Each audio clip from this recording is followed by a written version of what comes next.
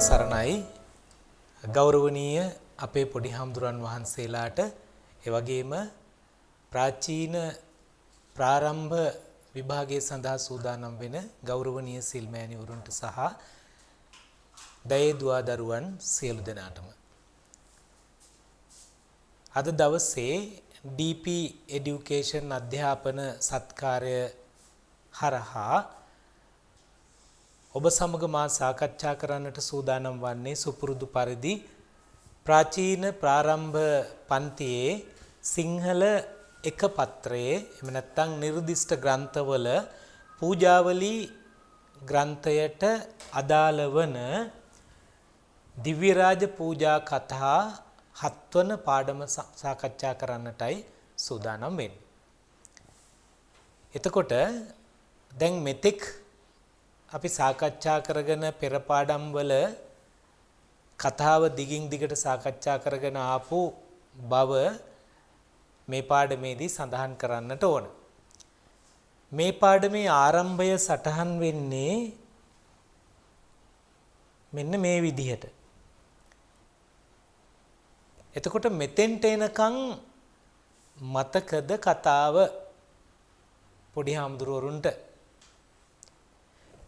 දැන් මෙතනදී අපි දිව්‍ය ලෝකේ කතානේ මේ කතා කරගෙන ඉන්නේ දිව්‍ය රාජ පූජා කතා. එතකොට මතකද භික්ෂූන් වහන්සේලා 3 නමක් අවවාද අනුශාසනා කරමින් හිටියා. ඊට පස්සේ ඒ එක්කම හිටියා තරුණියක්. ඈ හොඳට බණ ඇහුවා. හිත එකතෙන් කරගෙන බණ ඇහුවා. ධර්ම ශ්‍රවණය කළා. භික්ෂුන් වහන්සේලා 3 නමත් අවවාද අනුශාසනා ආදී කරමින් ඉඳලා හැබැයි ධර්ම ශ්‍රවණයේදී ඊතරම් සැලකිල්ලක් නොදැක්කුව නිසා අර දිව්‍යාං අර තැනැත්තිය අවවාද අනුශාසනා ලබන තරුණිය දිව්‍ය ලෝකේ ඉපදෙනවා. ඊතා සැප සම්පත් රාශියක් සහිතව අනිත් 3 දෙනාත් දිව්‍ය ලෝක උත්පත්තිය ලබනවා. අන්න ඒ තැනින් තමයි අපි අපේ පෙර පාඩම් වල කතාව නවත්තන්නේ. එතකොට මේ පාඩමේදී අද ඒ නවත්තපු තැන ඉඳලා දිව්‍ය රාජ පූජා කතා ඉස්සරහට පෙළ ගමන් කරනවා. ඒ දෙවියන් 3 දෙනා අතරින් අර භික්ෂූන් වහන්සේලා 3 නම දිව්‍ය ලෝකේ ඉපදෙලා ඒ දෙවියන් 3 දෙනා කීවේ ඒ භික්ෂූන් වහන්සේලා 3 දෙනා. අතරින් දෙදෙනෙක් සිතන්නාහු කෙලිපානාහු නම් බලන්න උන්ගෙන් ප්‍රසාද ලැබෙති. මේ ගෝපික දිව්‍ය පුත්‍රයා අපදුටු වේලෙහි පටන් ගින්නට දමාලු ලුණු පුපුරන්නාසේ දත් කකා තතනයි. දත් කකා තතනයි. දැන් අර වැඩි මනක් හොඳට බනහපු තැනැත්තිය ගිහින් දිව්‍ය ලෝකයේ ඉපදෙනවා ගෝපික දිව්‍ය පුත්‍රයා නමින්. එතකොට ගෝපික දිව්‍ය පුත්‍රයාට බෙරවැයීම සඳහා එනවා මෙන්න මේ 3 දෙනා. එතකොට ගෝපික දිව්‍ය පුත්‍රයාට මතක් වෙනවා මේ 3 දෙනාගේ මොකක් හෝ සම්බන්ධයක් තියෙනවද? එතකොට මතක් වෙනවා හරියට මට අවවාද අනුශාසනා කළාට බණ අහන්න නැතුවයි මේ தത്വයටපත් උනේ. ඒ නිසා තමයි අර මේ කියන්නේ මේ ගින්නට දමාලු ලුණු පුපුරන්නාසේ අපි දිහා බලාගෙන ඉන්නවා කියලා. ඒ දෙවියෝ 3 දෙනා අතරින් දෙන්නෙක් මෙහෙම හිතනවා කෙලි පානාහු කෙලි කියලා කිව්වේ ක්‍රීඩා පානාහු ප්‍රදර්ශනය කරනකොට බලන්න උන්ගෙන් ප්‍රසාද ලැබෙනවා. බලාගෙන ඉන්න අය නරඹන්න ප්‍රසාද තෑගි ලබා දෙනවා, ප්‍රශංසා කරනවා, අප්පුඩි ගහනවා, විසිල් ගහනවා නේද? මේ ගෝපික දිව්‍ය පුත්‍රයා අපදුටු වේලෙහි පටන් ඔන්න කියනවා ලස්සනට ගින්නට දමාලු ලුණු පුපුරන්නාසේ කේන්තිය රූපණය කරන්නේ උපමාවකින්. ගින්නට දාපු ලුණු තට ගාලා පුපුරනවා වගේ දත් කකා තතනයි දත් මිටි කකා උත්සාහ කරනවා. කාරණ කිමෙක් දෝ හොයි. මොකද්ද මේකට හේතුව? කාරණ කිමෙක් දෝ හොයි පරීක්ෂා කරන්නාහු ඔන්න මතක් වෙනවා අතීත සිද්ධිය. දැන් අතීත සිද්ධි අපටත් ස්මරණය කරන්න පුළුවන්. හැබැයි දෙවියන්ට සා අධ්‍යාත්මය දියුණු කරපු අයට අතීතය අපට වඩා ලස්සනට පැහැදිලිව බලන්න පුළුවන්. ඉතින් දෙවියෝ බැලුවා මොකද්ද මේකට හේතුව? පෙර තමන් මහානදම් පිරූ බවත් මහාන වෙලා මහාන ධර්ම ප්‍රවෘජ්‍යා ධර්ම කළ බවත් සිල් රක්ෂා කළ බවත් සිලුත් රක්ෂා කළා ආරක්ෂා කළා ධානලාභී බවත් ධාන වලට පවාපත් වෙලා හිටපු බවත් මෝහටම කුළුපග වූ බවත් මෝහට මෙයාටම කුළුපගව හිතවත් වූ බවත් දැක උපන් ලැජ්ජාවෙන් කරතුබු බෙරගලවා බිම තබා කරතුබු බෙරගලවා බිම තබා අර ඒගොල්ලෝ ආවේ බෙරව යන්නනේ. එතකොට මේ උසස් දෙවියෙකුට බෙරව යන්න තව දෙවියෝ කණ්ඩායමක්. ලැජ්ජ හිතුණ වැඩේට බෙර ගලවා බිම තබා එම දිව්‍ය සභාවේ සිට භාවනා කරන්නාහු පෙර තමන් බොහෝ දවසක් වශීභූත කළා වූ භාවනාවෙන් වශීභූත ඒ කියන්නේ පුරුදු කළ පෙර බොහෝ දවසක් පුරුදු කරපු නිසා භාවනාවෙන් ඇසිල්ලකින් ඇස්පිල්ලම් ගන්න තරමකින් අනාගාමී මාර්ගඵලයට පැමිණ තව ඉස්සරහට යනවා. අනාගාමී මාර්ගඵලයට පැමිණ සෝවාන් සකෘදාගාමි අනාගාමි අරිහත් තව එක පියවරයි තියන්න තියෙන්නේ. දත් කකා තතනයි දත් මිටි කකා උත්සාහ කරනවා. කුළුපග වූ බව හිතවත් වූ වග. වසීභූත කළා වූ පුරුදු කළ. දැන් මේකෙන් අපිට පේනවා අපේ පොඩි හාමුදුරුවරුන්ට යමක් පුරුදු වුණාම පුහුණු වුණාම එය සාංශාරික ගමනට ජීවිතයට පුරුද්දක් හැටියට ගමන් කරනවා. පුරුද්දක් හැටියට ගමන් කරනවා. දෙවියන්ටත් ඒ එහෙමමයි. එතකොට ඔන්න මොකද කළේ දැන්? පරණ සිදුවීම මතක් වුණා. මෙයා අපට අපි කුළුපගව හිටපු කෙනෙක්. හැබැයි එදා උසස් අපි අද අපි පහත් වෙලා මේ තැනැත්තා උසස් වෙලා. ගෝපික උසස් වෙලා. ඒ නිසා මහත් වූ ලැජ්ජාවටපත් වෙලා එතනදිම බණ භාවනා කරලා පුරුදුකම තිබුණු නිසාවෙන් අනාගාමී තත්වයටපත් වුණා. ඒ තුංගවුස දිව්‍ය ශරීරය ගව් තුනක් මතකයිනේ කිව්වා මුලින් පාඩම් වල. ගව් තුනක් උස ශරීරය කුණපයක්සේ හැර එයින් සැව 12 යොදුන් බ්‍රහ්ම ශරීර ලදින් ඒ ගෝපික නම් දේවතාවා ආදී වූ බොහෝ දෙවියන් බලා සිටියේදී ඔවුන්ගේ හිස පියපස් ඕනාසේ ගොස් බ්‍රහ්ම පුරෝහිත නම් බඹලව උපන්නාහුය. එකෙක් පංචකාමයෙන් විදී යා නොහෙනුයේ එහිම රැඳින. මේ අර තුන් දෙනා පෙර භවයක භික්ෂුත්වය ලැබ පසු ආත්ම භාවයක දිව්‍ය ලෝකයේ ඉපදිලා ගෝපික සිටු පුත්‍රයාට බෙර වයන්න ආපු තුන් දෙනා. කුණපයක්සේ හැර භාවනා කරලා ශරීරයේ කුණපයක් කියන්නේ මලකුණක් වගේ අත්තරලා දාලා අය චුට්ටක්වත් ආස කරන්නේ නැතුව ඒ ගෝපික නම් දේවතාවා ආදී වූ බොහෝ දෙවියන් බලබලා සිටියේදී අර දේව සභාවම බලාගෙන ඉද්දිම හිස පියපස් සෝනාසේ ඔවුන්ගේ හිස්වල පියපස් පාදයේ පස් ගාවනවා වගේ කියන්නේ පා සටහන් තබන්නාසේ ඔවුන්ගේ හිස මත පා තබා යන්නාසේ ගොස් බ්‍රහ්ම පුරෝහිත නම් බඹලව උපන්නාහුය. බ්‍රහ්ම පුරෝහිත නම් බඹලව ඉපදුනා. ඒ කියන්නේ අර දෙවියන්ගේට ඉහළින් ගිහිල්ලා බ්‍රහ්ම පුරෝහිත බඹලව උත්පත්තිය ලැබුවා. එකෙක් ඒ තුන් දෙනා අතරින් එක්කෙනෙක් පංචකාමයෙන් මිදී යා නොහෙනුයේ පස්කම් සැපතින් රූප ශබ්ද ගන්ධ රස ස්පර්ශ ආදී පස්කම් සැපතින් ගැලවෙන්නට බැරිව එහිම එල්බගෙන අල්ලාගෙන ඉඳලා එහිම රැඳින ඒ දිව්‍ය ලෝකයේම රැඳුණා.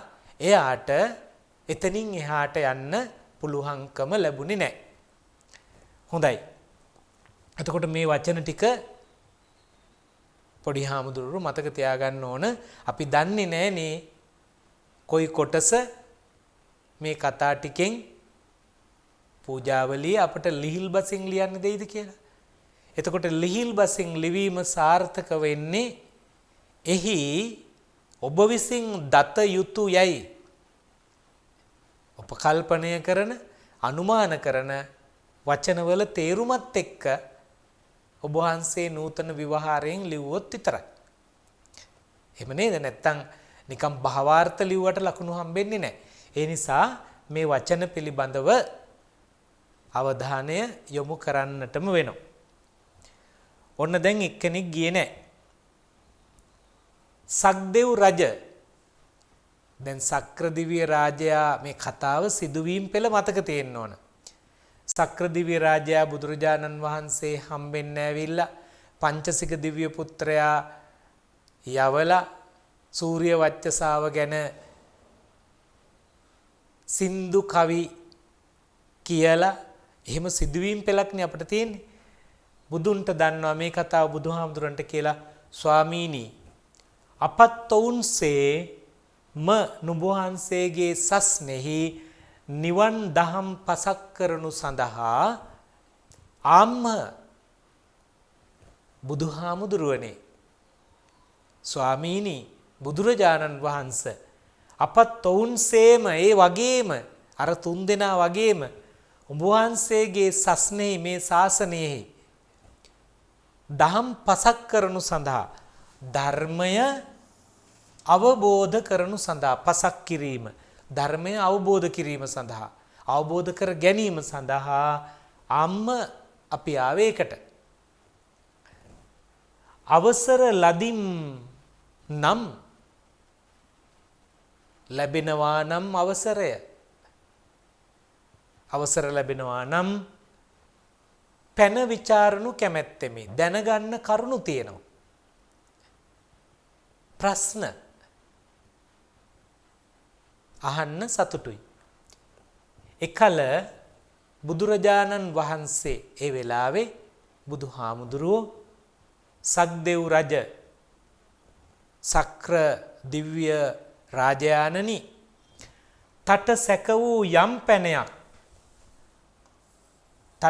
වූ යම් පැනයක් මාතින් විචාරව නුඹට සැක සහිත යම් ප්‍රශ්නයක් තියෙනවා නම් මගෙන් අහන්න විචාරන්න මම ඒ කියමි. බුදුහාමුදුරුවෝ බොහොම නිර්භයව බුදුහාමුදුරන්ට කිසි චකිතයක් නැහැ. මං මොනවා හරි ප්‍රශ්නයක් තියෙනවා නම් කියනවා සර්වඥ ප්‍රචාරණයෙන් පැවරූසේක. සර්වඥ ප්‍රචාරණයෙන් කියලා කියන්නේ බුදුරජාණන් වහන්සේගේ වචනයෙන් පැවරුවා. සර්වඥ ප්‍රචාරණයෙන් බුදු හිමි වචනයෙන් එනතම් බුදුරජාණන් වහන්සේගේ අවසරයෙන් පැවරුවා. හරි දැන් ප්‍රශ්න අහන්න. දැන් ප්‍රශ්න අහන්න කියලා කාටද? සක්දෙවිඳුන්ට. හොඳයි. දැන් සක්‍ර දෙවියෝ මොකද කරන්නේ? එකල සක්දෙව් රජ ඒ වෙලාවේ සක්‍ර දිව්‍ය රාජයා බුදුන් අතින් අවසර ලදින් බුදුහාමුදුරුවන්ගෙන් අවසර ලැබුණ හින්දා ඉස්සා මච්චරියන් යන පළමු පැනය. දැන් පැන ටික පළවෙනි ප්‍රශ්නය ඉස්සා මච්චරිය යන පැනය පියාපියන් යන දෙවන පැනය. අපි මේ පැන ටික නාමිකව සටහන් කරගත්තාම ඇති. ඡන්தோ යන තුන්වන පැන. කෙටියෙන් තමයි කතුවරයත් සඳහන් කරලා තියෙන්නේ. ඡන්தோ යන තුන්වන පැනය. තුන්වන පැනය. විතක්කෝ විතර්කය මේවා අපි අහලා තියෙන වචන. විතක්ක යන සතරවන පැනය. පපංච යන පස්වන පැනය. සෝමනස්සං යන සවන පැනය හයවෙනි පැනය. දෝමනස්සං යන සත්වන පැනය. දෝමනස්ස. උපේක්ඛා යන අටවන පැනය. කාය සමාචාරෝ යන නවවන පැනය. වචී සමාචාරෝ යන දසවන පැනය. පරියේසනා යන 11 වන පැනය. ඉන්ද්‍රිය සංවරෝ යන 12 වන පැනය. අනේක ධාතු යන 13 වන පැනය. අච්ඡන්න තිට්ඨා යන තුදුස් වන පැනයයි යන මේ තුදුස් පැනය විචාලේය.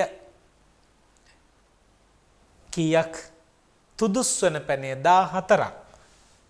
තුදුස් කියලා කිව්වේ 14ට. පැන 14ක් විමසුවා. ඒ පැන 14 ඉච්ඡා මච්චරිය, පියාප්පියං, ඡන්தோ, සෝමනස්සං, දෝමනස්සං, උපේක්ඛා, කාය සමාචාරෝ, වචී සමාචාරෝ, පරියේසනා, ඉන්ද්‍රිය සංවරෝ, අනේක ධාතු සහ අච්ඡන්ත තිට්ඨා කියන පැන 14 විමසුවා. තෙලස් කියලා කියන්නේ 13. තුදුස් කියලා කියන්නේ 14. 14.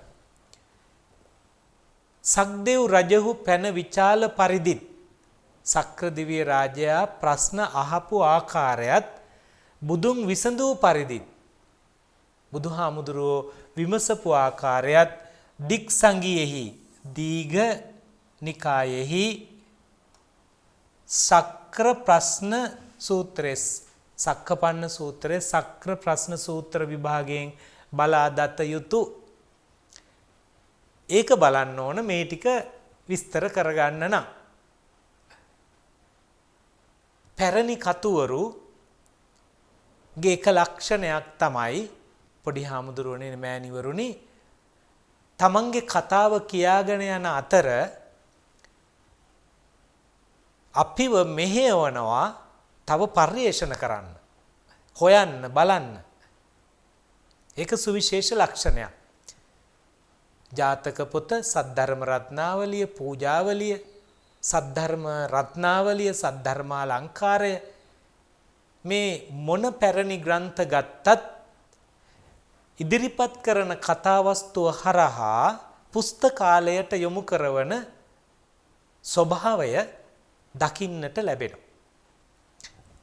මෙන්න යොමු කරවනවා ත්‍රිපිටක ග්‍රන්ථ තැන්පත් කරලා තියෙන පුස්තකාලයට යන්න. ගිහිල්ලා දික් සංගියෙහි දීඝනිකායෙහි සක්‍ර ප්‍රශ්න සූත්‍රය පෙරලන්න.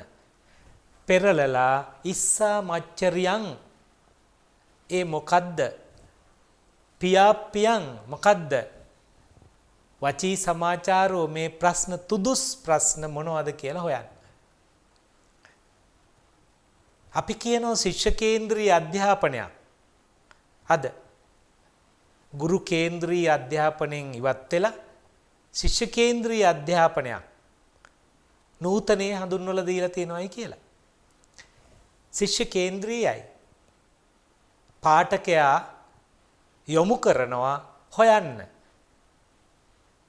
පාඨකයා මෙහෙයවනවා කරුණු එකතු කරන්න. නතර වෙන කෙනෙකුට ඕන්නම් මෙතනින් නතර වෙන්න පුළුවන්. දැනුම හොයාගෙන යන කෙනෙකුට අලුත් දේ හොයාගෙන යන කෙනෙකුට මෙතෙන්ට යන්න පුළුවන්.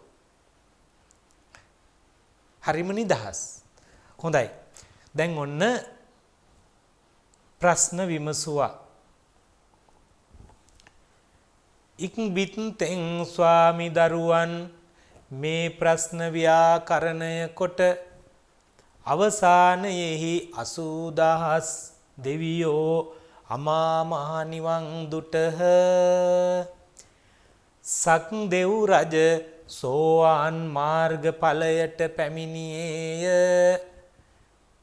මෙසේ ශ්‍රද්ධා සම්පන්න වූ ඒ සක්දෙව් රජ රහත් නොව කුමක් නිසා සෝවාන් වීදයත් අනේ පිඩු මහා සිටානන් හා විශාඛාවන් හා දෙදෙන බුදුන්ට අග්‍ර වූ බොහෝ උපස්ථාන කොටත් තමන් සසරෙහි ලෝභ ඇතියෙන් සෝවාන්ව තව සත් ජාතියක සසර ඇවිදිති. ඔවුන් සේම මේ සක්දෙව් රජද ඊතා භවරාගීය. ඒ කාරණයෙන් සෝවාන්ව මේ ජාතියෙහි තමාගේ ආයු පරිද්දෙන් සක්‍ර සම්පත් විඳ. එයින් මිය දඹදිව සවාරයක් පිට පිට දීප චක්‍රවර්තීව රජ කෙරෙයි. ඔන්න සක්‍රයා ඒ වෙලාවේ නිවන් දැක්කේ නැත්තේ ඇයි? ඒ වෙලාවේ සසර කෙටි කරගන්න ලේසිම අවස්ථාව මගහැරී. හේතුව කියනවා. ස්වාමි දරුවෝ කියලා කියන්නේ මෙතනදී බුදුහාමුදුරුවන්ට. ස්වාමි දරුවා කියලා ආමන්ත්‍රණය කරන්නේ මේ ලේඛකයෝ බුදුහාමුදුරන්ට. මේ ප්‍රශ්න ව්‍යාකරණය කොට අවසානයේ මේ ප්‍රශ්න ව්‍යාකරණය කරලා කියන්නේ විසඳලා. ව්‍යාකරණ කියන වචනේ තේරුම විසඳීම කියන එකයි. විසඳීම කරලා 80000 දෙවියෝ 80000ක් දෙවියෝ අමා මහ නිවන් දුටහ. අර ලක්ෂ ගණන් හිටපු දේව සභාවේ 80000ක් දෙවියෝ නිවන් දැක්කා. සක්දෙව් රජ සෝවාන් මාර්ගඵලයට පැමිණියේ. දැන් මේ ප්‍රධානියා බුදුන් දකින්න යන්න ඕනෑය කියලා පෙරමග අරගෙන දිව්‍ය සභාවත් එක්ක ගිය සක්දෙවියෝ පත්තුනේ සෝවාන් මාර්ගඵලයට විතරයි. එතකොට ප්‍රශ්නයක් එනවා, ඇයි සක්‍ර දෙවියෝ සෝවාන් මාර්ගඵලයට විතරක් පත් වෙලා 80000ක් දෙවියෝ නිවන් දැක්කේ? ඇයි මෙයාට ඒ භාග්‍ය උදා නොවුනේ? මෙසේ ශ්‍රද්ධා සම්පන්න වූ ඒ සක්දෙව් රජ, ශ්‍රද්ධාවෙන් යුක්ත වූ සක්දෙව් රජ රහත් නොව කුමක් නිසා සෝවාන් ඵලයට පත් වී දෙයක්? ඇයි සෝවාන් විතරක් උනේ? තව පියවර කීයක් තියෙනවද? සෝවාන්, සකු르දාගාමි, අනාගාමි, අරිහත්. පළවෙනි පියවරට විතරයි පත් උනේ. අනේපිඩු මහසිටානන් හා විශාඛාවන්. අනේපිඩු සිටුතුමයි විශාඛාව යන දෙදෙනම බුදුන්ට අග්‍ර වූ බොහෝ උපස්ථාන කොටත් බුදුහාමුදුරුවන්ට අග්‍ර උපස්ථාය මේ සිටුවරයා බවට දායකයා බවට පත් වෙලත් විශාඛාවත් ඒ විදිහටම බුදුරජාණන් වහන්සේට උපස්ථාන කරලත් තමන් සසරේ ලෝභ ඇතියේ සංසාරයට ලෝභකම හින්දා පංචකාම සම්පත්වලට තියෙන ආශාව හින්දා සෝවාන් තව සත්ජාතියක සසර ඇවිදිති තව ಜಾති 7ක් ඉස්සරහට සංසාරේ ගමන් කරනවා. විශාඛා චරිත කතාවේදී මතකයිනේ. විශාඛාව 7 අවුරුදු වයසේදී සෝවාන් ඵලයට පත් වෙලා විවාහ ජීවිත ගෙවනවා. දරුමුණු පුරන් දරුවෝ 20ක් ලබනවා. ඒ දරුවන් 20 දෙනාගේ දරුවන් පිරිවරාගෙන අය බුදුරජාණන් වහන්සේ දකින්න වන්දනා කරන්නේ නෝ. එතකොට අය ගිහි ජීවිතයේ තියෙන ආසාව හින්දා සෝවාන් ඵලයෙන් නැවතිලා ආත්ම 7ක් ඉස්සරහදී තමයි නිර්වාණ අවබෝධය ලබන්නේ. ඔවුන් සේමන්න ඒ වගේ කවුරු වගේද? විශාඛා උපාසිකාව සහ අනේපිඩු සිටුතුමා වගේ මේ සක්දෙව් රජද ඊතා භවරාගීය. භවරාගී කියන්නේ සසරට ඇති ආසාව, රාග කියන්නේ ඇල්මනේ. සසරට ඇති ආසාවෙන් යුක්තයි. ඒ කාරණයෙන් සෝවාන්ව මේ જાතියෙහි තමාගේ ආයු පරිද්දෙන් ආයුෂ තියෙන ප්‍රමාණයට සක්‍ර සම්පත් විඳ, සක්‍ර දිව්‍ය රාජ සම්පත් විඳලා එයින් මිය දඹදිව් සවාරයක් කියන්නේ වාර 6 සවාරයක් පිටම දීප චක්‍රවර්තීව රජ කෙරෙහි චක්‍රවර්ති රජ බවට පත් වෙලා, සක්විති රජ බවට පත් වෙලා රජ කෙරෙහි රාජ්‍ය කරවනවා, රාජ්‍ය සුව විඳිනවා. මේ පැරණි කතුවරු කොයි වෙලාවකවත් පාඨකයාට මේ කතාව අහගෙන ඉන්නකොට ප්‍රශ්න ඇති වෙන තත්වයන් නිර්මාණය කරන්නේ නැහැ. ඔහුම මේ ප්‍රශ්නවලට කතාව ඇතුලේ පිළිතුරු සපයනවා. දැන් ඉස්සරලා අපි කතා කරන්නේ අර ප්‍රශ්න මොනවද කියලා, තුදුස් ප්‍රශ්න. ඒක මොනවද මේ ප්‍රශ්න කියලා මනසට නැගෙනකොටම කියනවා ගිහිල්ලා දීඝනිකායේ සක්කපඤ්ඤ සූත්‍රය බලන්න. මෙතන ගැටලුවක් ඇති වෙනවා. ඇයි ප්‍රධානියා නිවන් දැක්කේ නැත්තේ? ඒකට හේතුව කියනවා එහෙම අය අපේ ශාසනයේ ඉන්නවා. කවුද? විශාඛා අනේපිඩු සිටුතුමා. ඒගොල්ලන් එච්චර බුදුහාමුදුරන්ට ගෞරව භක්තියෙන් හිටියත් සසරට ඇති ඇල්ම නිසා තවත් ආත්ම ගණනාවක් ගිහිලා තමයි නිවන් දකින්නේ. අන්න ඒ ගොඩට සක්‍ර දෙවියෝ දැම්මා. එහෙමනම් පාඨකයාට, ශ්‍රාවකයාට ඇති වෙන ගැටලුව එතනින් සංසිඳවනවා ඊටාම උපක්‍රමශීලීව.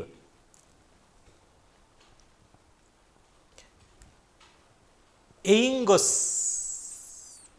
කීවේ අර සෝවාන් ඵලයටපත් වෙලා චාතුර් මහා රාජික නම් දිව්‍ය ලෝකයේ ඉපැද.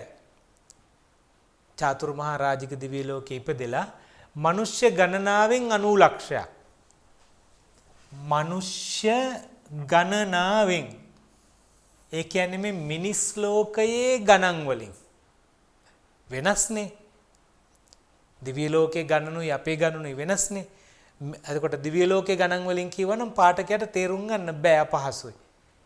ඒ නිසා මිනිස් ලෝකයේ ගණන් වලින් 90 ලක්ෂයක් අවුරුදු 90 ලක්ෂයක් දිව්‍ය සම්පත් විඳ. මෙතන විඳ වෙන්න ඕන, විඳ නෙමෙයි විඳ. එයින් නැගී එතනින් ඉවත් වෙලා තව්තිසා දිව්‍ය භවනයේහි තව්තිසා දිව්‍ය භවනයේහි ඉපිද 3 කෙල 60 ලක්ෂයක්, 3 කෝටි 60 ලක්ෂයක්, 3 කෙල 60 ලක්ෂයක්, 3 කෝටි 60 ලක්ෂයක් අවුරුදු දිව්‍ය සම්පත් විඳ. ඒ කොහෙද? තවතින්සේ විඳලා එයින් නැගී යාමානම් දිව්‍ය ලෝකයේ ඉපද. ඔන්න තව දිව්‍ය ලෝකයක්. යාමා දිව්‍ය ලෝකයේ තුදුස් කෙල 60 ලක්ෂයක්, තුදුස් කෙල 60 ලක්ෂයක්, තුදුස් කිව්වේ 14ට 14 කෝටි 60 ලක්ෂයක්. තුදුස් කෙල 60 ලක්ෂයක්, 14 කෝටි 60 ලක්ෂයක්. ඉතින් දැන් මේ සංඛ්‍යා එක්ක අපි එල්ලෙන්න හොඳ නැහැ සාහිත්‍ය රස විඳින්දි. මේ සංඛ්‍යාවෙන් පෙන්නන ප්‍රමාණයත් එක්ක තමයි ධර්මශාලාවේ මේ කතා අහගෙන හිටපු ශ්‍රාවක පිරිසගේ බැති බර බව ඉහළ යන්නේ. ඒ හින්දා සංඛ්‍යා ගණනය කරන්න යනවට වඩා මෙහි සාහිත්‍ය රසයත් එක්ක අපි එකතු වෙන්න ඕන මේ ග්‍රන්ථවල සාහිත්‍ය රසය විඳින වෙලාවට. එයින් නැගී තුසිත භවනයෙහි ඉපිද. ඔන්න තව දිව්‍ය ලෝකයේ. එහි සත් 50 කෙල 60 ලක්ෂයක්. සත් 50 කෙල 60 ලක්ෂයක් ඔබ වහන්සේලාට මෙතනින් මම දීලා තියෙනවා. සත් 50 කෙල 60 ලක්ෂයක්, 57 කෝටි 60 ලක්ෂයක්. 57 කෝටි 60 ලක්ෂයක් අවුරුදු දිව්‍ය සම්පත් විඳ එයින් නැගී ඊළඟ දිව්‍ය ලෝකයේ නිර්මාණ රතී නම් දිව්‍ය ලෝකයේ ඉපිද. අපි අහලා තියෙනනේ නිර්මාණ රතිය, පරිනිම්මිත වසවත්ති කියලා දිව්‍ය ලෝකයේ ඉපද. එහි 230 කෙල 40 ලක්ෂයක්. 230 කෙල 40 ලක්ෂයක් 230 කෝටි 40 ලක්ෂයක් 230 කෝටි 40 ලක්ෂයක් කොහෙද නිර්මාණ රතී දිව්‍ය ලෝකේ අවුරුදු දිව්‍ය සම්පත් විඳින්න නැගී පරනිම්මිත කියලාත් කියනවා පරනිම්මිත වසවර්ති නම් දිව්‍ය ලෝකයේ ඉපද එහි 921 කෙල සැට ලක්ෂයක් ඔන්න අය 921 කෙල සැට ලක්ෂයක් 921 කෙල 921 කෝටි 921 කෝටි 60 ලක්ෂයක් 921 කෝටි 60 ලක්ෂයක් අවුරුදු දිව්‍ය සම්පත් විඳ දැන් මේකේ ලස්සන තියෙන්නේ මේවා කියවගෙන යනකොට ශ්‍රුති රම්ම්‍ය රටාවෙන් කියවගෙන යනකොට මේ සංඛ්‍යා ඇහෙනකොට මොනතරම් ආත්ම භාව ගණනාවක් දිව්‍ය සම්පත් වින්දද කියලා හිතෙනකොට ඒ හිතෙන හිත්වලට පින්කම් කරන්නට මෙහෙවීම තමයි කතුවරුන්ගේ අරමුණ බවට පත් වෙන්නේ. එතකොට පැහැදිලි මේ පදගතාර්ථ මතක තියාගන්න පරනිම්මිත වසවර්ති වගේ දේවල් නම් මම මේ ඉරිගහපු දේවල් නම් ඒ නම් හැටියටයි පාවිච්චි කරන්න ඕන. ඒ වගේ අපිට පදවල තේරුම් ලියන්න වෙන්නේ නැහැ.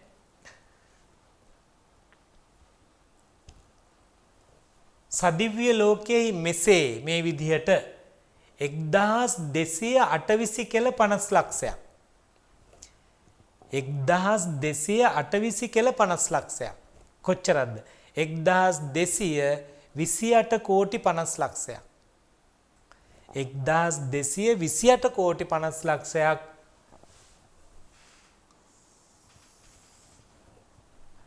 අවුරුදු කියන්නේ අවුරුදු මුල්ලේ පංචකාම සුව අනුභව කොට පස්කම් සැප විඳ අනුභව කරනවා කියලා කියන්නේ විඳලා එහිදී කාම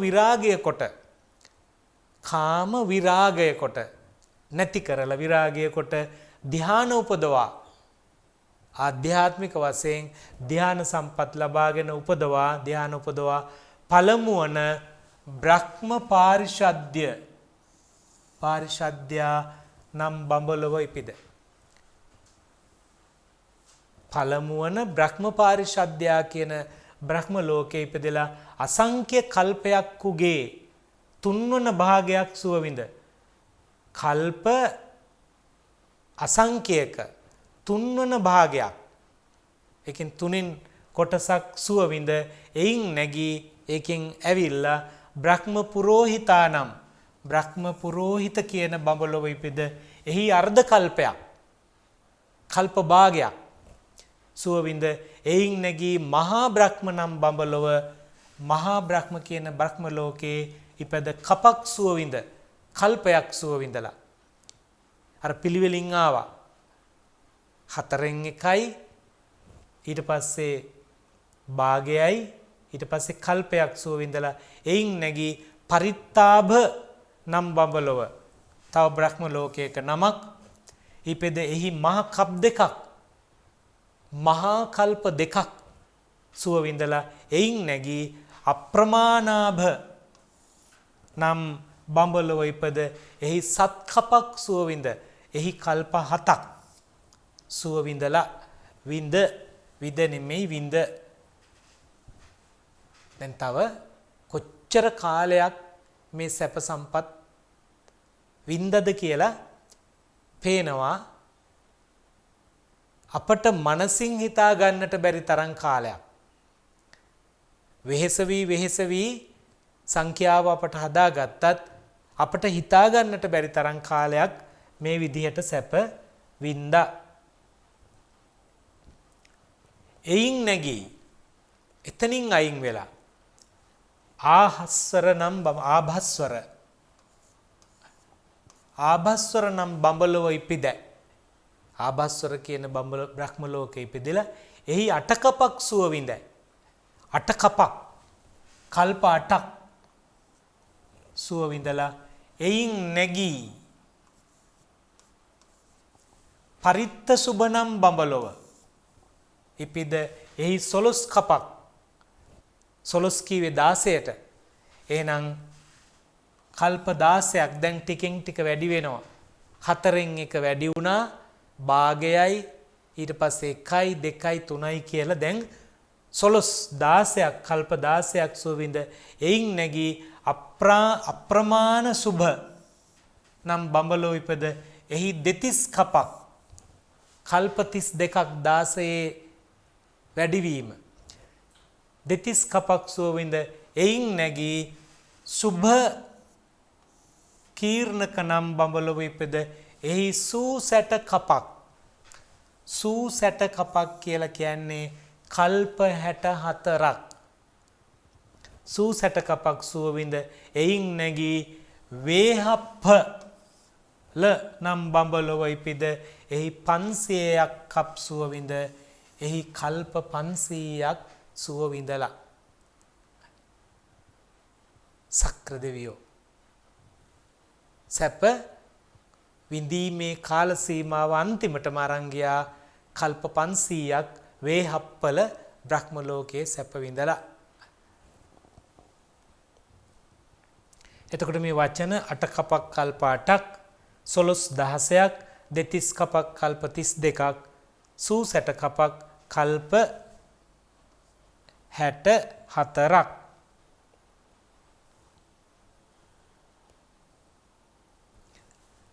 එහිදී අනාගාමීව අර කල්ප 500ක් සුවයිදපු බ්‍රහ්ම ලෝකේ අනාගාමීව එයින් නැගී සුද්ධාවාශේහි සුද්ධ කියලා ලියනකොට මෙහෙම සුද්ධාවාශේහි අවිහනම් බඹලොව ඉපැද දහසක් කප් සුවවින්ද දැන් කොහෙද අවිහ කියන බඹලොව කප් සුවවින්ද එයින් නැගී ආතප්ප නම් බඹලොව ඉපද 2000ක් කප් සුවවින්ද ආතප්ප බඹලොව 2000ක් කල්ප 2000ක් සුවවින්දලා එයින් නැගී සුදස්ස නම්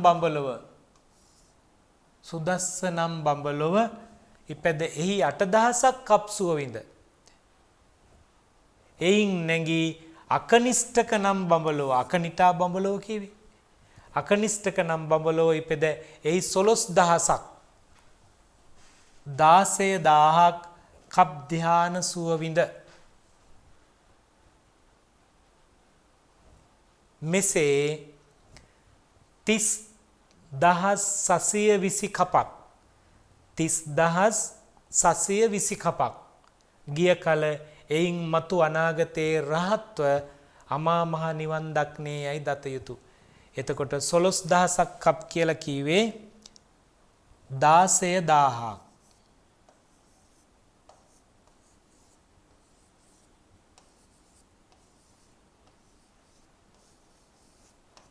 කල්ප 16000ක් 30720 කපක් 30000 කල්ප 30620ක් කල්ප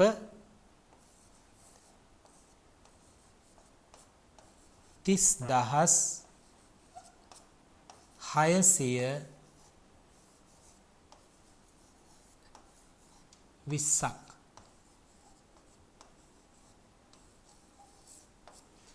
30620ක් ගිය කල එයින් මතු ඊට පස්සේ අනාගතේ රහත් අමාමා නිවන් දක්නේයි දත යුතු. එදා නිවන් දැක්කේ නැත්තේ මෙන්න මේ සැප විඳලා තමයි නිවන් දකින්නේ. මෙසේ සෝවාන්ව මේ විදිහට සෝවාන් වෙලා සන්තෝෂව වසන්නා වූ සක්දෙව් රජ සතුටින් ඉන්න සක්‍ර දෙවියෝ එකෙනෙහිම පංචසික දිව්‍ය පුත්‍රයා කැඳවා. යාළුවනේ අවශ්‍ය දෙයකට පිටත් කරන සමීපතමයනේ. යහළු පංචසිකය මෙහෙම කියනවා. මෙසේ වූ නිවන් සුවයත් තානිසා ලදිමි. මේ නිවන් සැප මට හම්බුනේ ඔයා හින්දා තානිසා ලදිමි. බුදුන් අතින් මට අවසර ලවාදී මේසා වැඩක් කෙලෙහිය. බුදුහාමුදුරුවෝ ළඟට ගිහිල්ලා මාං ආපු පණිවිඩය කියලා අවසර ලබා ගත්තේ වානේ. අද පටන් තෝ මේක හෝ කියලා තියෙන්නේ තෝ මට ගුරු තනතුරේ සිට අද ඉඳලා මගේ ගුරුවරයා වෙන්න. බුදුහාමුදුරුවෝ දකින්නට අවස්ථාව සලසලා දුන්න කල්යාණ මිත්‍රයා එදා ඉඳලා තමන්ගේ ගුරු තනතුරට පත් කරගන්නවා. මාගේ අර්ථ සිද්ධ වූ ආසේම මගේ අර්ථය මගේ වැඩේ මගේ ප්‍රාර්ථනාව සිද්ධ වූ ආසේම තගේ අභිමතාර්ථයද ඔයාගේ ප්‍රාර්ථනාවද අභිමතාර්ථය ප්‍රාර්ථනාවද සිද්ධ කොට සූර්ය වච්චසා නම් දිව්‍ය ස්ත්‍රිය අර වර්ණනා කළේ සූර්ය වච්චසාව ගැනනේ. සූර්ය වච්චසා නම් දිව්‍ය ස්ත්‍රිය පාවා දෙමි මං එයාව එයාට අරන් දෙනවා. නිල කොට තීන්දු කරලා මාගේ මේ දෙදෙව්ලොව චාතුර් මහරජිකයයි තාවතින්සයයි ඒ දිව්‍ය ලෝක දෙකේ ගාන්ධර්ව සේනාවට අදපටන් තෝ රජව. ගාන්ධර්ව සේනාවට අදපටන් තෝ රජව. අද ඉඳලා ඔයා තමයි ප්‍රධානියා. සේනාධිනායකයා. ඔහු ගාන්ධර්වයන්ට රජකොට බුදුන් වැඳ තමාගේ දිව්‍ය සේනාවගෙන තමාගේ දිව්‍ය සේනාව අරගෙන දික්කල අතක් වක් නොකරන ඇසිල්ලෙහි දික්කල අතක් මෙහෙම දික් කරපු අත වකුටු කරන ඇසිල්ල ඒ තරම් ඉක්මනට ඇසිල්ලෙහි ඒ තරම් වෙලාවකින් ගොසින් තමාගේ සක්‍ර භවනයෙහිම පෙනී ගිය තමාගේ සක්‍ර භවනයට ප්‍රාතුර්භූත වුණා. එහෙම නැත්නම් පෙනී හිටියා. මාගේ අර්ථ සිද්ධ වූවා සේම කියන්නේ මගේ ප්‍රාර්ථනාව ඉටු වුණා වගේ. අභිමතාර්ථය කියන්නේ බලාපොරොත්තුව. දෙදෙව්ලොව අපි අහලා තියෙනවා දැන් චාතුරු මහරජිකයයි තාවතින්සයයි. දික්කල අතක් වක් නොකරන ඇසිල්ලේ දික්කල අත තමන් දිහාට නමන වෙලාවේදී ඒ තරම් ක්ෂණයකදී තමන්ගේ දිව්‍ය ලෝකයේ ගිහිල්ලා පෙනී හිටියා. කවුද? පොඩි හාමුදුරුවෝ කවුද? සක් දෙවිදු සක්‍ර දෙවියෝ.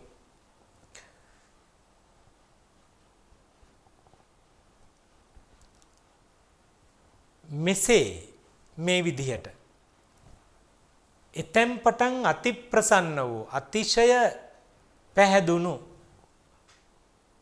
සක්‍ර දේවේන්ද්‍රයා 80000ක් දෙවියන් හා සමග 80000ක් දෙවියොත් එක්ක අප්‍රමාණ වූ කෙලවරක් නැති දිව්‍ය රාජ පූජා කළේය. දිව්‍ය රාජ පූජාවන් පැවැත්වුවා. දිව්‍ය රාජ පූජා කතා බුදුහාමුදුරන්ට එතුවක් කල් මුළුල්ලේ ඒ තාක් කාලයක් අතරතුර එතුවක් කල් මුළුල්ලෙහි ඒ තාක් කාලයක් අතරතුර ස්වාමි දරුවාණන් නමට බුදුහාමුදුරන්ගේ නමට අප්‍රමාණ වූ ප්‍රතිපත්ති පූජා කළේය. ආමිෂ විතරක් නෙමෙයි ප්‍රතිපත්ති පූජා කළේය. ස්වාමි දරුවාණන්ගේ ප්‍රතිසන්දි පූජාවේ පටන් බුදුහාමුදුරුවන්ගේ ප්‍රතිසන්දි පූජා ඉපදීමේ ඉඳලා ප්‍රතිසන්දි පූජාවේ සිට පරිනිර්වාණ පූජාව දක්වා පිරිනිවන් පෑම පූජාව කියලා මෙතන ගෞරවයෙන් දක්වා මේ අශීති වර්ෂය අශීති කියලා කියන්නේ 80ක්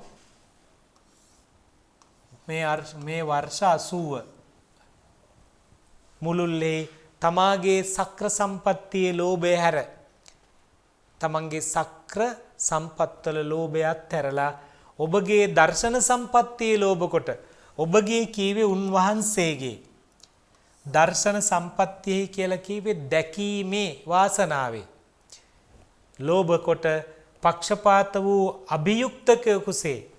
අභියුක්තකයෙකුසේ කියලා කියන්නේ අතවැසියෙක් උපාසක කෙනෙක් අතවැසියෙකුසේ ස්වාමි දරුවන් සමීපයේහි බුදුහාමුදුරුවෝ ළඟ ඡායාවක්සේ සෙවණැල්ල වගේ ඡායාවක්සේ සෙවණැල්ල වගේ වාසය කොට අප්‍රමාණ වූ සප්පාය වූ අත්පා මෙහි අප්‍රමාණ වූ සප්පාය වූ අත්පා මෙහි අප්‍රමාණ වූ මනවින් කරන අත්පා මෙහෙවරෙන් පූජා කළේය බුදුහාමුදුරන්ට පූජා කළා. එතකොට ඔන්න දැන් අපි මේ ටික සක්‍ර දෙවියන් විසින් කරන ලද පූජා ආමිස ප්‍රතිපත්තිමය වශයෙන් ළඟ ඉඳගෙන හරියට අභියුක්තකයෙකුසේ එහෙම නැත්නම් සෙවණැල්ල වගේ ඉඳගෙන අතවැසියෙක් වගේ ඉඳගෙන ළඟම දැවටමින් මේ පූජා ටික කළා. එතකොට සක්‍ර දෙවියන් මේ විදිහට ආමිස ප්‍රතිපත්ති පූජා පවත්වලා කතාවේ අවසානයට අපි අරගෙන එනවා.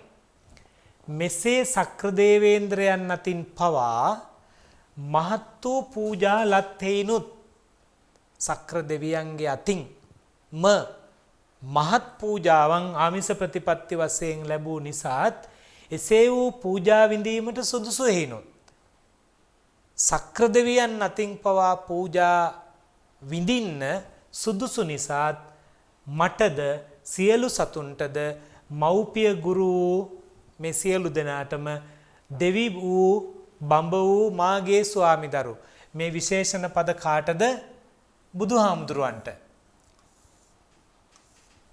ස්වාමිදරු තිලෝගුරු බුදුරජාණෝ මේ කාරණයෙනුදු අරහත් නම් වනසේක. එතකොට දැන් මේක අවසාන කරන්නේ අරහං බුදු ගුණය ගැනනේ ලියවෙන්නේ. එතකොට මෙසේ සක්‍ර දේවේන්ද්‍රයන් අතින් පවා මහත් වූ පූජාලත් හේනුත් එසේ වූ පූජා විඳීමට සුදුසු හේනුත් මටද සියලු සතුන්ටද මව්පිය ගුරු දෙව් බඹ වූ මාගේ ස්වාමිදරු තිලෝ ගුරු බුදුරජාණන් වහන්සේ මේ කාරණයෙනුදු අරහත් නම් වනසේක. දැන් ඔන්න කතුවරයාගේ පරමාර්ථය අරහං බුදු ගුණය ගැන එය විවරණය කිරීම මෙන්න මේ හේතුව හින්දාත් බුදුහාමුදුරුවෝ අරහං ගුණයෙන් යුක්තයි කියලා දිව්‍ය රාජ පූජා කතා ඊටාම විස්තරාත්මකව සක්‍ර දේවේන්ද්‍රයන් අතින් ලැබූ මේ පූජාවන් ටික කියලා ඉවර කරනවා. පූජා විශේෂං සහ පච්චයේහි යස්මා අයං අරහති ලෝකනාථෝ අත්ථානුරූපං අරහන්ති ලෝකේ තස්මා ජිනෝ අරහති නාම මේතං අරහති නාම මේතං. දැන් මේ ටික තමයි ආපහු ගාථාවකින් කියන්නේ. ගාථාවකින් කරන්නේ කතුවරු පැරණි අපේ ජාතක පොත, සද්ධර්ම රත්නාවලිය, පූජාවලිය මේ හැම කතාවකදීම ග්‍රන්ථයකම කතුවරු ගාථාවක් පාවිච්චි කරනවා. ඒ ගාථාව පාවිච්චි කරන්නේ එකක් මේ කියන කතාව තහවුරු කරන්න. තවත් පැත්තකින් පාඨකයාව තව තවත් ශ්‍රද්ධා භක්තියෙන් ඇලලීම සඳහා. මොකද ත්‍රිපිටක ධර්මය පාලියෙන් පාලි ගාථාවක් ඇහෙනකොට පාලි ගාථාවක් මේ අතරමැග ගායනා කරනකොට දේශනා කරනකොට නොදැනුවත්වම ශ්‍රාවක ශ්‍රාවිකාවන්ගේ හදවත්වලට අප්‍රමාණ වූ භක්තියක් ඇති වෙනවා. ඉතින් මෙතනදිත් මේ කතාව පූජාවලියෙහි අප බුදුන් සක්දෙව් රජුගෙන් ලද දිව්‍ය රාජ පූජා කතා නම් වූ දෙවිසිවන පරිච්ඡේදයේ නිමි මේ පරිච්ඡේදය 22 වන පරිච්ඡේදයේ මේ විදිහට නිමාවටපත් වෙනවා දිව්‍ය රාජ පූජා කතා. දැන් අපේ පොඩි හාමුදුරුවරුන්ට මේ පූජාවලි ග්‍රන්ථයේ නිර්දිෂ්ඨ ග්‍රන්ථවල දිව්‍ය රාජ පූජා කතාව අපි පාඩම් 7කින් විතර ඉවර කළා. දැන් මේ පාඩම බලන විතරක් බලන පොඩි හාමුදුරුවරු අපේ මෑණිවරු අර ඉතුරු පාඩම් 6 බලන්න ඕන. ඒ පාඩම් 6 එක දිගට හෝ විඩින් විඩේ බලපුවාම තමයි ඔබ වහන්සේලාට මේ කතාව පිළිබඳව අවබෝධයක් ලැබෙන්නේ. එතකොට විභාගයේදී මේකෙන් අපට අහන ප්‍රශ්න අපි දන්නවා එකක් තමයි ලිහිල් බසින් ලියන්න, අනිත් එක තමයි ලිහිල් බසින් ලියනවා වගේම විචාර ප්‍රශ්න. ලිහිල් බසින් ලියන එක අපට නිශ්චිතව ග්‍රන්ථයෙන් උපුටාගත්තු කොටසක් ලැබෙන බව දන්නවා. හැබැයි විචාර ප්‍රශ්නය කියලා කියන්නේ ඊට වඩා වෙනස්. සමස්ත නිර්මාණය ඇසුරින් අහන ප්‍රශ්නයකට තමයි අපි ලෑස්ති වෙන්න ඕන. එතකොට පොඩි හාමුදුරුවරු අපේ මෑණිවරු දරුවෝ මතක තියාගන්න ඕන මේ සිදුවීම් සහ භාෂාව, අවස්ථා නිරූපණයෙහි කුසලතාව, භාෂා භාවිතයේ හැකියාව,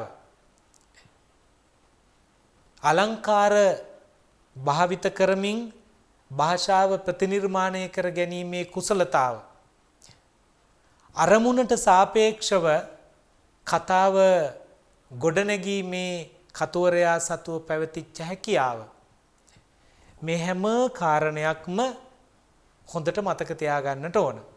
අපි පාඩම් අවසානයේදී ප්‍රශ්න සාකච්ඡා කරන වෙලාවට අපිට තව තොරතුරු කතා කරන්නට පුළුවන්කම තියෙනවා. එතකොට ඔන්න සක් දෙවිඳුන්ගේ පාණ්ඩු කම්බල සෛලාසන පූජා කතා නම් කවරහයත් කියලා පටන් ගත්තු මේ කතාව මම කිව්වා දිව්‍ය ලෝක චාරිකාවක් බවට පත් වුණා. කතුවරයා අපිව දිව්‍ය ලෝක චාරිකාවකට අරගෙන ගියා. මුලින්ම මතක නම් කතාවේ දිව්‍ය ලෝකයේ තියෙන භෞතිකව නැතත් දිව්‍ය ලෝක භෞතික පදාර්ථයක් හැටියට අපට මවලා පෙන්වුවා. දිග පළල ඒ දිග තුල මොනවද තියෙන්නේ? පළල සීමාව තුල මොනවද තියෙන්නේ? එක් එක් දිව්‍ය ලෝකයේ පවතින සැප සම්පත් පිළිබඳව කතා කළා. සක්දෙවිඳුන්ගේ පාණ්ඩු කම්බල සෛලාසනය, සක්‍ර දේවේන්ද්‍රයාගේ වෛජයන්ත ප්‍රාසාදය, සක්‍ර දේවේන්ද්‍රයාගේ වාහනය, මේ ආදී දේ ඊටාම විස්තරාත්මකව කතා කළා. ඒ කතා කරන හැම වාරයකම හැම තැනකම කරන ලද පින්කම් වල බල පරාක්‍රමය කොච්චරද කියලා කතුවරයා හරි අපූර්වට පෙන්වුවා. ඉතින් මම මේ කතාවේ සාරාංශයක් ඔබ වහන්සේලාට මතක් කළේ ඒ හැම දෙයක්ම හොඳට නැවත බලලා, නැවත කියවලා, නැවත ආවර්ජනය කරලා විභාගවලට ලෑස්ති වෙන්න කියන ආරාධනය කරන ගමන්ම දිව්‍ය රාජ පූජා කතා වස්තුවේ පාඩමෙන් අදට සමුගන්නවා.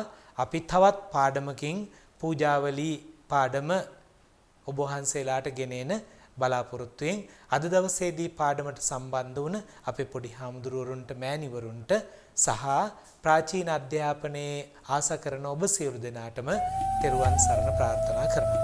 සප්පදානං ධම්මදානං ජිනාති. සියලු දානයන්ට වඩා ධර්ම දානය උතුම් වන්නේය යන උතුම් බුදු වදන පසක් කරමින් ප්‍රාචීන අධ්‍යාපනය ලබන සුවහසක් හාමුදුරුවන් වහන්සේලාගේ, මෙහෙණින් වහන්සේලාගේ සහ දුවා දරුවන්ගේ දහම් ඇස විවර කරමින් සම්බුද්ධ ශාසනයේ චිරස්ථිතිය උදෙසා ධම්මික ෆ්‍රසිලා පෙරේරා පදනම මගින් සිදු කෙරෙන මහඟු සමාජ සත්කාරයයි ඩීපී ප්‍රාචීන අධ්‍යාපනය